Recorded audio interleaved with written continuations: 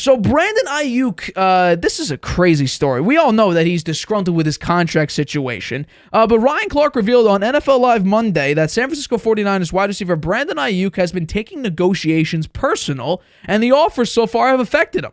Aiyuk obviously wants to stay with San Fran, but he's comfortable playing elsewhere if they are willing to trade him and not willing to meet his contract demands. He's seeking $30 million per year, reportedly, after Amon-Ra St. got his massive deal, along with Justin Jefferson. I'm sure he looked at that contract and said, why can't I get that contract? Or any one of the top receivers. We'll bring it up again. Any one of these other top receivers, especially A.J. Brown. So he's a little bit disgruntled. So there's a lot. And we also heard of, I think everybody saw the video of him with Jaden Daniels on Instagram. Was it? No, the video was on TikTok. They were on FaceTime. And Aiyuk said, they don't want me anymore. Well, it's $26 million. Ain't that bad of money.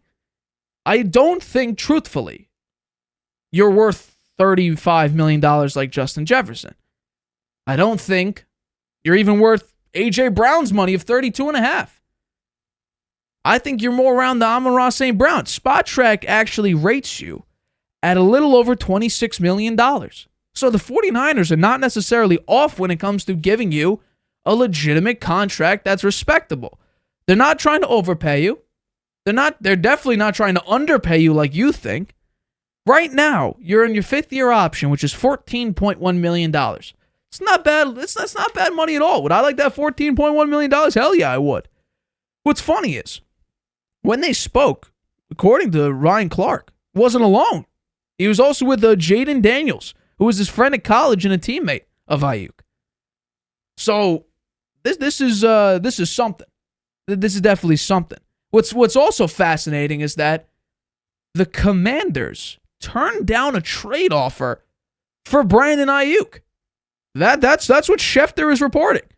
Schefter made sure to mention, this is a quote, that the 49ers and the Commanders had discussions about an Aiyuk trade back in April, but that Washington wouldn't pull the trigger. Why?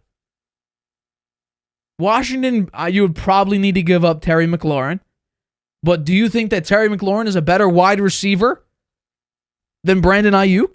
Is that why you didn't want to pull the trigger? Well, if that's the case, let's take a look at Terry McLaurin's contract annually. I got to keep scrolling all the way to 14. He's making $22.7 million. If you want to round it up, it's $22.8 million a year. Average annual salary. So if you're not, or if Brandon Aiyuk won't accept 26, they may have traded you. They didn't think you were worth $23 million. They wouldn't pull the trigger. Which honestly, the Commanders don't have a lot. So if you didn't want to give up Terry McLaurin, I could kind of understand that. But offensive line is a complete mess. Early ratings for their 2024-2025 offensive line rankings, they're dead last. I can understand why. The Giants at least improved their offensive line. The Commanders still look like they're horrible. I'll pray for Jaden Daniels not to get killed out there like Sam Howell did last season. I think Sam Howell had 65 sacks. Yeah, Jaden Daniels is not built to take a pounding for 65 times a year. And there's also QB hits added onto that don't count as sacks. So John Lynch says that he will not trade Brandon Aiyuk. He just won't. However, Brandon Aiyuk, I think, will hold out. I think he's disgruntled. I think that he's very upset. I don't understand why. It's the same thing with Lamar Jackson. I wish we heard a number. At least there was a rumored number of guaranteed money Lamar Jackson wanted. Does Brandon Aiyuk think he's $36 million a year? Does he think he's 33, 34? Give us a number here. He's also been linked to the Pittsburgh Steelers, which obviously, if the Pittsburgh Steelers can get Brandon Aiyuk, that would be a hell of a receiving core. Absolutely. George Pickens, Roman Wilson, they add Brandon Aiyuk to that lineup. It ain't that bad. The one thing playing against Brandon Aiyuk is that the 49ers offensively are probably the most talented team and the deepest team in the NFL. Because if you take Brandon Aiyuk out of the lineup, let's just take a look at this right now. So offensively, Brock Purdy's your quarterback. Now, I don't know how you think about Brock Purdy. I think, and PFF even said this, he was the most helped quarterback last year. I can completely understand that because of the fact that the wide receiver core is insane. So running back-wise, you have Christian McCaffrey and Elijah Mitchell. Those are a pretty good 1-2 combo. Obviously, Christian McCaffrey is incredible. So wide receiver-wise, you have Deebo Samuel.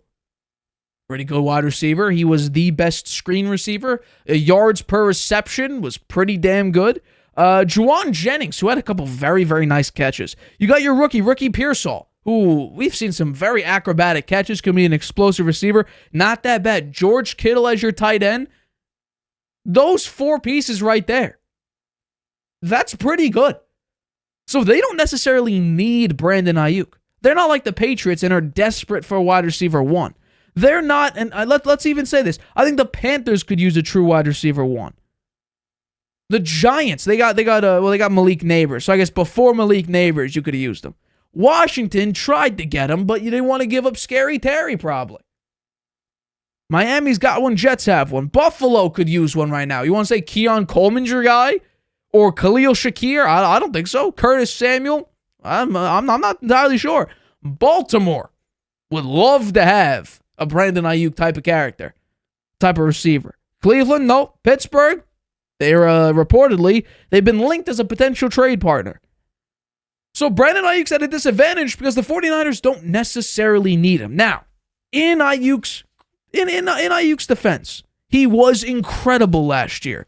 He was number 1 in yards per reception. He was the 2nd highest grade receiver. He was 5th in receiving yards. He was 1st in deep receiver ranking. Grade, I guess you want to call it. However, like I said, the 49ers, their receiver core was far and away the best receiver core in the NFL last season. They were 1st in EPA on screen passes. They were over 3 times better than the next highest team in EPA on screen passes, RPO plays, and play action passes. All very decent leads over the number 2 team. So this 49ers team, as everybody's saying, because they make the argument about Brock Purdy, how he is, he's only a product of the system around him. Same argument for Jimmy G. I do think Brock Purdy, I've said this on the show countless times, but some people forget, so I'll reiterate it. Brock Purdy is better than Jimmy Garoppolo. He is more athletic. He has a slightly better arm, although his arm isn't as good as some of the top quarterbacks in the league, like a Mahomes, Burrow, Allen, whatnot, Justin Herbert. It's not horrible. It's not a Mac Jones. It's not a Daniel Jones. It's not one of those quarterbacks. It's good. It's above average. But I do think having Deebo Samuel and Christian McCaffrey, Brandon Aiyuk, George Kittle, Juwan Jennings has his moments. I think that does help incredibly for Brock Purdy to succeed in that system. Now, albeit, you have to be the quarterback to make the plays. And I think, in large part, Brock Purdy has done that. He's had a couple rough patches in the playoffs. He's had a couple situations where the outcome could have been different. But I think, in large part, Brock Purdy has done his job. So that's really the only thing against Brandon Aiyuk. It's not performance. Performance says he's probably worth upwards of near $30 million, probably. And he's been a very, very consistent receiver over his career. So basically, his career goes since 2020.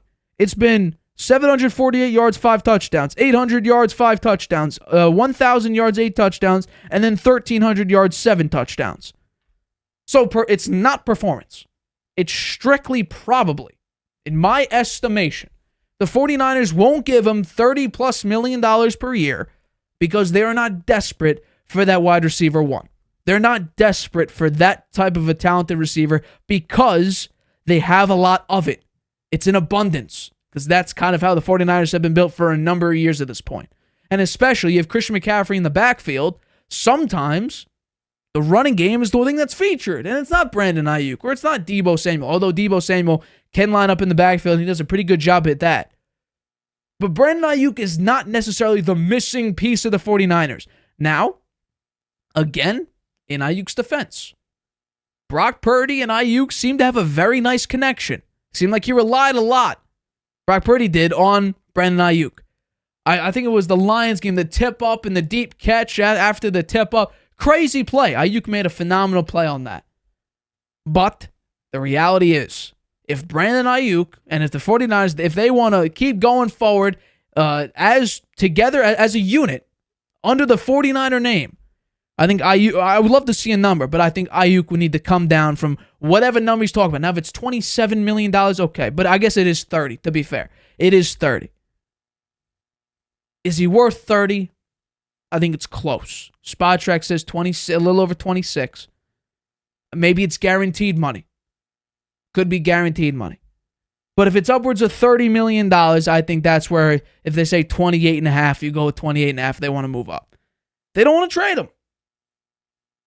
But if he's going to keep skipping, practice and on social media, on TikTok, saying that they don't want me anymore to Jaden Daniels, an opposing team's quarterback, it's not a good look. Now, they met yesterday. Nothing came out today about it. Maybe it has in the past couple minutes, but I don't think so. So, we'll have to wait and see. Hi, everybody. Thanks for watching. Make sure you subscribe here to get the latest from the show. Also, if you want to check out the full episode, make sure you click the I in the top right-hand corner right now. If you want to listen to this show anywhere you go, make sure you go to anchor.fm/The Harvey Hour or anywhere you get your podcasts.